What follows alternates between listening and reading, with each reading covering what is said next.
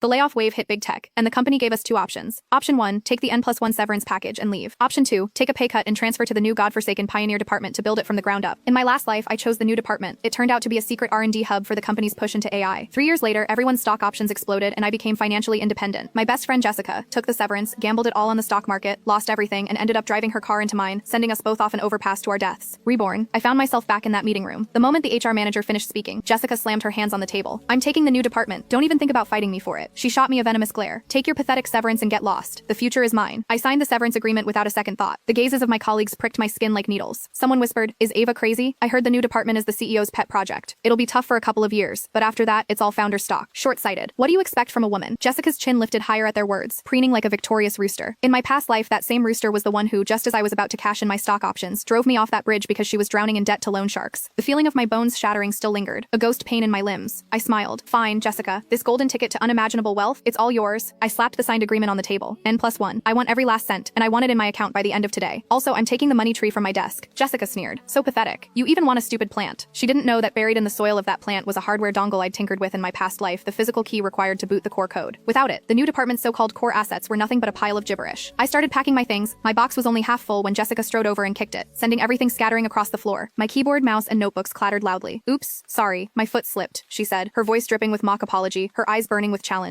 Then she shrieked, "Mark, I think Ava has a confidential company hard drive in her box. I just saw it. She's trying to steal company property." The HR manager and security guards swarmed over instantly. The manager frowned. "Ava, open your bag. We need to check it." Everyone was watching, waiting for the show. Getting laid off was one thing, but being publicly searched on your way out was the ultimate workplace humiliation. I looked at Jessica's triumphant face, feeling no anger, only a detached pity, like watching a clown perform its tired act. "You can check," I said calmly. "But if you find nothing, then what?" Jessica crossed her arms. "If there's nothing, I'll get on my knees and apologize. But if there is, you can get ready for prison." In the chaos, she had slipped a file labeled top secret into the inner pocket of my bag. It was a slick move, but amateurish. I pulled out my phone and connected to the office's smart surveillance system, a little plugin I'd installed myself to test a visual algorithm. No one knew it existed. I mirrored my phone screen to the large TV in the conference room, and there it was, in glorious high definition, Jessica furtively stuffing the file into my bag. The image was so clear you could see the poorly blended pimple on her cheek. The room fell dead silent. Jessica's face turned the color of raw liver. The HR manager's face was as black as the bottom of a pot. "Jessica," he growled. "Care to explain?" She trembled. I was just joking with her." "On your knees," I said, my voice cold. Jessica bit her lip, tears welling in her eyes, but she didn't move. I raised my phone. "Fine, don't kneel. I'll just send this video to every HR group in the industry and file a police report for false accusation while I'm at it." Thud. Jessica's knees buckled, and she crumpled to the floor. "I'm sorry," she whispered, her voice barely audible. I picked up my box and stepped over her. "Save your knees, you'll be doing a lot more begging in the future." Outside, the sunlight was blinding. My phone vibrated. A text from my bank. The severance had arrived. $35,000. My startup capital. As I passed the smoking area, I saw a couple of security guards shoving a man. He was a mess, unshaven, his hair greasy and matted, wearing a yellowed white t-shirt. His eyes were utterly